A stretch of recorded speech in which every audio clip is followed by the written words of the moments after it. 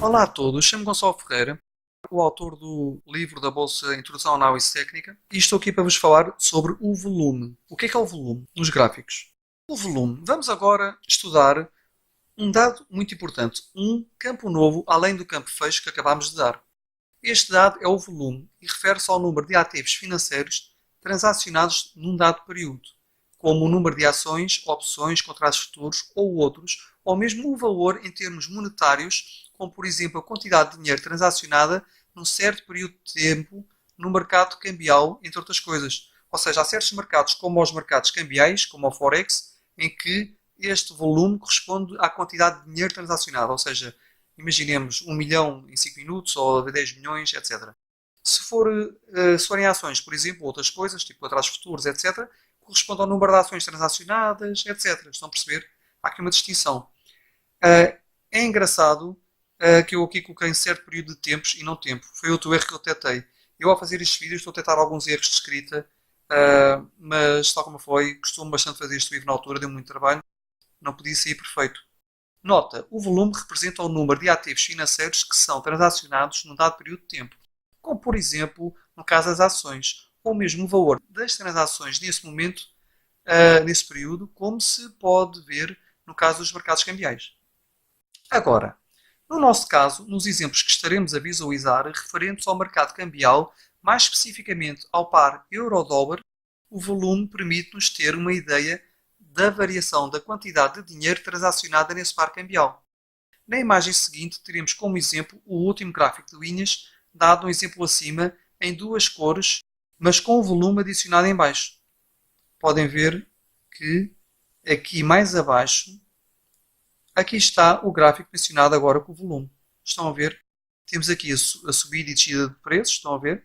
A vermelho e a azul, mas reparem que há aqui um volume em baixo, estão a ver?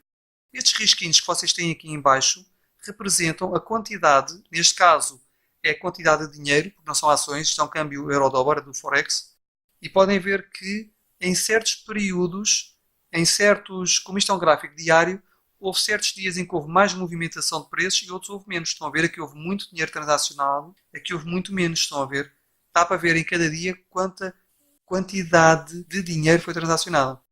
Como podemos ver no gráfico acima, o volume foi inserido na parte inferior do gráfico, por baixo das linhas que representam as variações de preços dos períodos, ou seja, essas linhas, por baixo delas temos aqui o gráfico. Mas em forma de pequenas linhas verticais, com a sua escala de valores do lado direito, estão a ver, separada da escala de preços do câmbio, que poderemos ver mais acima. Mas em caso de mistura de escalas, seria normalmente escondida do gráfico. Vejam lá, aqui está uma escala, que é multiplicar por 10 mil. 10 mil, ou seja, se aqui tem 15 mil, será 150 milhões. Estão a ver? 150 milhões. 150 milhões. Só que, sinceramente, se isto é mercados cambiais Forex, não pode ser só 150 milhões. Fiz aqui uma pesquisa, how much percentage Euro USD volume Forex every day, e temos aqui em baixo the most liquid Forex currency pairs em 2018. Em 2018. Vamos já ver qual é. É o euro-dólar, como é óbvio, não é? Eu nem preciso que alguém me diga isso, mas deixem lá ver quanto é que é o euro-dólar. Aqui está. Como vocês podem ver, o euro-dólar, onde é que ele está, onde é que ele está, onde é que ele está? 20%, 20%, ok? 20%. Vamos já ver se está aqui em valores, 20%, aqui não tem valores. Pronto. 20% do volume. Qual é o volume diário? Deixem lá ver. 100%, ou o volume diário. O volume diário, nós temos aqui em cima que era os 5 milhões de milhões, não é? 5 milhões de milhões quer dizer que o euro-dólar, se é 20%, terá 1 milhão de milhões. Estão a ver? Se tem 1 milhão de milhões, 1 milhão de milhões por cada 6 horas, ou seja, se nós fôssemos dividir 1 milhão de milhões por cada 6 horas, em vez de ter 1 milhão de milhões, tinham de ter 150 mil milhões. Estão a perceber? Mais ou menos 150 mil milhões. Ou seja, o que nós temos aqui no gráfico, este valor aqui, estão a ver, nós temos 15 mil vezes 10 mil. Isto vai dar 150 milhões, ok? Mas na realidade o que nós temos é 150 mil milhões, ok? Este volume representa 150 mil milhões. O que se passa é que aqui devia estar vários zeros que estão cortados. Ou seja, basicamente, aqui falta um zero aqui, já está, 150 mil vezes 1000, faltam 3 zeros aqui. Ou seja, 150 mil milhões, não é? Nós iríamos ter um zero, depois iríamos ter 9 zeros, tínhamos ter 10 zeros. Nós temos aqui 1, 2, 3, 4, 5, 6, 7, 8, 9, 10. Isto são 150 mil milhões. Isto é impressionante, mas é verdade. O câmbio euro-dólar por cada 4 horas pode mover perto de 150 mil milhões. Isto é uma coisa impressionante, porque eu falarei disto no outro vídeo. Não somos só traders que investem, e isto não é só o que é investido, isto é transações. Pode ser investimento, pode ser trocas comerciais, pode ser muita coisa. E no mundo inteiro, entre o euro e o dólar, por cada 4 horas podem passar uns 150 mil milhões. É uma coisa brutal. Continuando. Como podemos ver no gráfico acima, o volume foi inserido na parte inferior, blá blá blá. Nós já vimos isto, já vimos misturas de escalas. Neste tipo de gráficos, então nos é muito relevante verificar que valor cada linha do volume representa exatamente, mas sim a variação do volume de dia para dia, ou seja, verificar se o volume sobe ou cai ao mesmo tempo que acontecem certos movimentos de preços, podendo assim esse dado novo confirmar se estes movimentos de preços terão alguma consistência e importância ou não. Ok? Era isto que eu vos disse que iria explicar noutra, irei explicar-vos melhor noutra altura.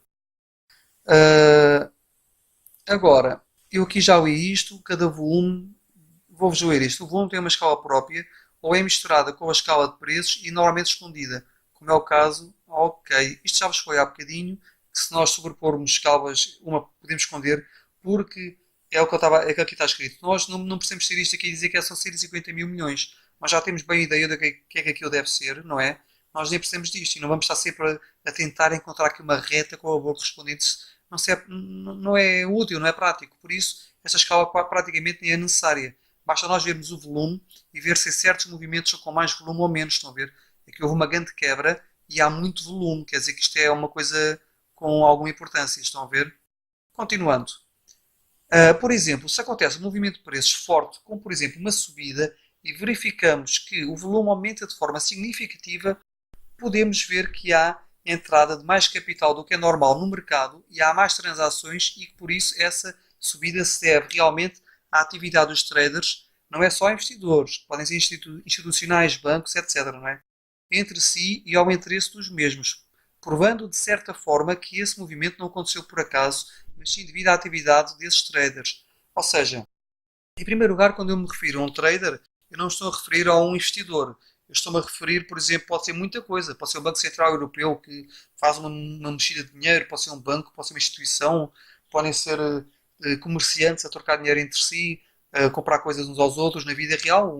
Comprar 100 mil carros à Europa, o que quer dizer que está a comprar 100 mil carros à Europa, está a haver uma troca de euro-dólares, estão a perceber? Traders podem ser muita coisa. Não quer dizer que seja só uma investidores, ok? Isso é importante de saber. E sobre a entrada de capital, o que eu queria dizer é que o volume significa o quê? Se houver uma queda grande e muito pouco volume, significa que, pura e simplesmente, não havia muita quantidade no mercado para transacionar e como há falta de oferta e falta de procura, há a mínima coisa aquilo cai muito ou sobe muito, estão a perceber? E quando é quebras e subidas com pouco volume, derivado de pouco volume, não tem importância, não reflete bem o valor real do preço e pode fazer com que, quando volta o dinheiro a entrar no mercado, quando volta a entrar em ação o capital, aí a coisa volta a subir. Ou seja, uma ação pode valer, imaginem, 20. De repente não há compradores no mercado e alguém decide vender muitas ações, aquilo cai bastante e cai dos 20 para os 15. Mas todos eles sabem que aquilo vale 20. Resultado, quando o dinheiro volta ao mercado, quando volta aos compradores, compram até chegar ao 20 e o preço normalmente volta aos 20. Ou seja, quando são quebras ou subidas com pouco volume, quer dizer que pode ter sido porque existir pouco dinheiro no mercado. Ou seja, e pode ser uma subida ou uma descida que pode vir a anular-se mais tarde. Agora, se for uma subida ou quebra com força, com volume, aí é feito, mesmo existindo muito dinheiro no mercado, quer dizer que não foi uma coisa por acaso, quer dizer que foi uma coisa mais intencional e que já reflete que realmente as pessoas ou as instituições, etc., ou pensam que aquilo já vale menos, ou realmente aconteceu qualquer coisa que realmente fez aquilo cair, ou seja, houve mesmo volume. Imaginem, cai uma bomba atómica nos Estados Unidos, coitados, né? Espero bem que não, mas cai uma bomba atómica, o euro-dólar sobe, o dólar-euro cai, porque é um par cambial, não é? Ou seja, o dólar vai cair em relação ao euro e aí há um grande volume e aí é normal que tenha acontecido. Nós vimos um grande volume e percebemos que houve realmente montes de pessoas a vender coisas nos Estados Unidos, etc., ações, etc., e isso aí causou uma quebra do euro, do dólar face ao euro e, e é justificado, é uma coisa real e nota-se pelo volume ser alto. Se fosse uma coisa com volume baixo, já não tinha tanta importância, ok? É importante saberem isto. Agora, o volume pode mostrar-nos, de certa maneira, está aqui na nota, a importância de cada movimento de preços, pelo que movimentos com baixo volume tenderão a ser menos relevantes e importantes. Ok, já falei sobre isto e perceberam, espero eu. Se não perceberem, vejam outra vez e perguntem-me sobre isso. Agora, se essa subida acontecesse, mas, tenho aqui explicado, se essa subida acontecesse com muito pouco volume, ou mesmo redução do mesmo, a subida poderia ser devida não ao interesse e atividade dos traders, que eu já expliquei que podem não ser só investidores, não é? E sim, pelo contrário, uma ausência dos mesmos nos mercados, fazendo com que houvesse menos liquidez no mercado e assim permitindo mais facilmente a influência de qualquer das partes interessadas e fazendo oscilar mais os preços consequentemente. Pronto, está aqui explicado o que eu tinha dito há bocado. Os traders não são só investidores, é tudo e mais alguma coisa, e o volume faz-nos perceber se houve realmente algo por detrás dessa subida ou descida, se é uma coisa sólida, consolidada, ou se é apenas uma coisa dada por falta de liquidez. Ok. Nota, subidas ou descidas fortes, mas sem grande volume, podem dever-se à ausência de traders nos mercados, ou ausência de dinheiro, etc, etc. Algo que fará com que facilmente hajam grandes movimentos por falta de liquidez, mas tenderão a ser movimentos sem importância, muitas vezes corrigidos mais tarde. Ok, vamos já passar à parte seguinte. Um exemplo bem visível de como o volume é um bom indicador acerca da consistência e fiabilidade dos movimentos de preços é o da diferença existente entre as empresas large caps, que eu já falei noutro vídeo, mas na playlist da bolsa e não nesta do livro, ou seja, aquelas empresas de grande capitalização bolsista, e as small caps, aquelas empresas com reduzidas capitalizações bolsistas. As primeiras, as grandes, não é? Devido às suas elevadas capitalizações bolsistas, têm por norma um volume médio de transações diário extremamente elevado, enquanto que as small caps têm por norma um volume médio diário de transações muito mais reduzido, devido também à sua reduzida capitalização bolsista. É uma correlação que é normal nestes mercados, especialmente nas ações, por exemplo. Nos câmbios também é igual. O euro-dólar move duas gigantes economias, as duas maiores economias do mundo, que é a Europa, a União Europeia e os Estados Unidos. Por isso é normal que seja o par cambial, que tem mais transações de dinheiro e por isso é o que tem mais volume. Ok? Este facto acaba por afetar os seus comportamentos diários, pois nas large caps podem-se executar ordens de compra e venda com valores bastante elevados sem afetar muito os preços, enquanto que nas small caps basta por vezes uma ordem bastante pequena para originar uma queda grande. Isto é algo que eu explicarei no outro vídeo, que é se há poucos compradores no mercado e alguém despeja muitas ações de uma vez, se for uma small cap, como tem poucos compradores, pode dar quebras grandes. Tal como eu falei há bocado, não quer dizer que represente realmente alguma coisa, mas pode ter sido apenas falta de liquidez de dinheiro no mercado. Nota, as large caps são empresas com um volume médio de transações elevado e por isso não costumam ter variações de preços tão bruscas, enquanto as small caps, que são as que costumam ter um volume médio diário de transações mais baixo, estão aqui. Ok? Foi o que eu falei. Quanto às small caps. Ok. Agora, se um título tem um volume médio diário de umas 100 ações, quem der uma ordem de venda ao melhor preço de 1000 ações acaba por estar a originar um volume 10 vezes superior ao normal. Algo a que o mercado poderá não estar habituado e poder provocar de repente uma queda de preços bastante grande. Sabendo então que num dia de baixa liquidez se consegue com pouco volume criar bastantes oscilações de preços, enquanto que em dias de muita liquidez acaba por ser mais difícil causar essas mesmas oscilações de preços, percebe-se facilmente porque é que o volume é importante de ser analisado em certos dias de subidas repentinas ou bruscas de preços, para percebermos se foi uma subida que se deveu apenas à falta de liquidez ou se foi realmente um movimento provocado por uma grande força compradora ou vendedora, sendo esta última hipótese aquela que torna esse movimento mais válido e importante. Nota, em dias de baixa liquidez, com volume mais baixo, conseguem-se mais facilmente maiores oscilações de preços com menos dinheiro transacionado. Em dias de maior volume, tal é mais difícil de acontecer. Isto é bom de saber para os especuladores que querem fazer subir ou descer preços de ações, terá de serem ações com menos em dias de menos liquidez e mais pequenas. Outra nota, em alguns programas o volume é adicionado e removido com um simples clique de rato, mas noutros é adicionado como sendo um indicador. Ou seja, em certos programas vocês tendem aos indicadores escolher o volume e ele aparecer lá. Porque no fundo também é um indicador, não é? Apesar de também ser um campo de preço. Continuando. Em certos programas ou plataformas de visualização de gráficos, este volume, este campo, não é? O volume, pode ser considerado um indicador e ter de ser adicionado nessa secção para se poder tê-lo visível nos gráficos, mas por norma com um simples clique de rato é ativado e fica de imediato visível no gráfico. Alguns programas separam-no numa janela à parte da área de preços, com uma escala própria em separado debaixo da escala de preços. Outros inserem dentro da área de preços, misturado com essa área e fundindo as escalas.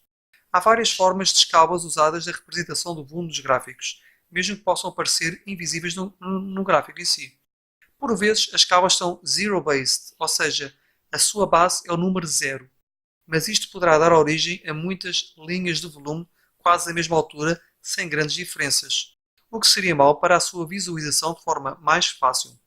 Há uma escala Relative Adjusted, onde é subtraído o valor mais baixo de todo o conjunto de barras do volume mostradas no gráfico, ou seja, é subtraído a essas barras o valor mínimo do volume e com isso teremos um maior relevo às suas oscilações. Porque é assim, imaginem que todos os dias são transacionadas 100 ações, não é? Se todos os dias são transacionadas 100 ações, entre 100 e 120. Não, entre 100 e 105. Imaginem que é entre 100 e 105. Se tem uma linha de altura de 100, fica complicado perceber a diferença entre 100 e 120, no meio de 105, não é? Que é só 5% de diferença. Como podem ver aqui em cima, mal se notaria. Se cortarmos o valor mais baixo, passamos a ter grandes oscilações mais visíveis, ou seja, em vez de termos de 100 a 105, teríamos só de 1 a 5. Ficaria algo parecido com o que temos aqui em baixo, estão a ver? Começamos só a partir do valor zero e fica uma escala muito mais fácil de perceber. É chamada escala Relative Adjusted, que é dada ao volume. Neste caso, podemos ver uma escala com volume Zero-Based Scale, base 0, e uma outra escala ajustada relativamente, que é uma Relative Adjusted Scale, ok? Nota, é possível escolher entre a escala Zero-Based e a Relative Adjusted. A segunda será melhor, pois ao contrário da primeira, que começa sempre no valor 0, esta segunda começa só a partir do valor mínimo e isso faz com que no gráfico de volume se possam ver melhor as variações do mesmo. Isto já falámos, ok? Continuando. Como podemos ver na primeira, dado que é apresentada a escala por inteiro, desde o zero até ao seu valor máximo, as pequenas oscilações que sofrem diariamente acima ou abaixo da média diária de volume são pouco visíveis no volume, ou seja, apenas uma pequena parte do total de volume médio diário, mas se mostrarmos essa escala a começar no volume mínimo apresentado nesse gráfico, ou pelo menos lá perto, como está no exemplo acima, mas na parte de baixo do exemplo, claro, já se notará com muito mais facilidade as oscilações diárias do volume de transações desse ativo financeiro, sendo por isso a melhor forma de escala que se possa usar no volume entre as duas. Para isto, também convém referir que além destes dois tipos de escalas, não é?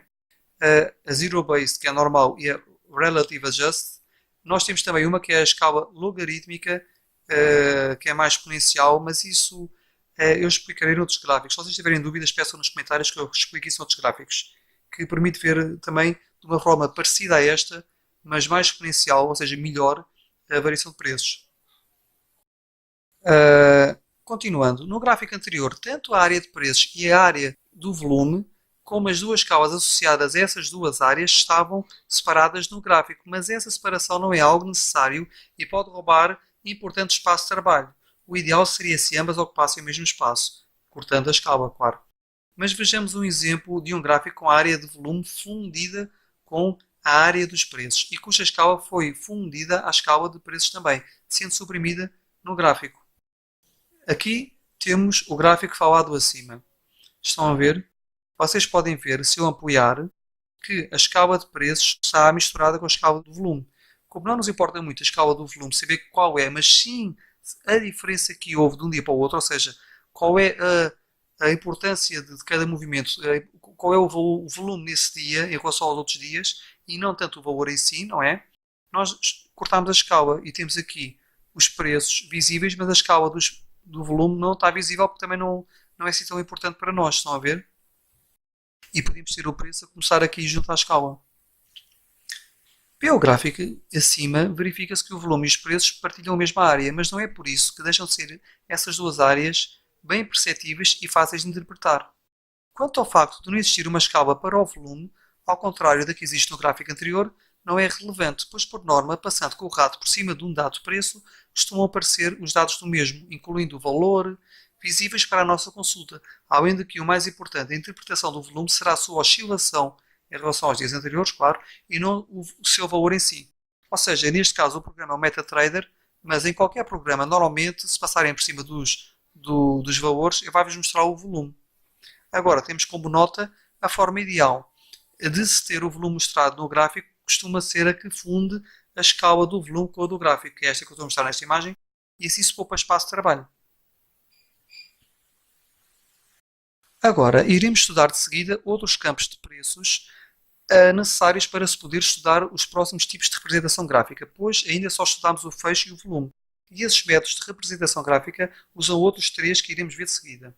Por motivos de habituação ao uso do volume nos gráficos e à gradual habituação da sua relação com os movimentos de preços, serão representados gráficos com o volume já inserido neles nos três diferentes principais tipos de gráficos, que além deste serão os gráficos de barras e os gráficos de velas japonesas.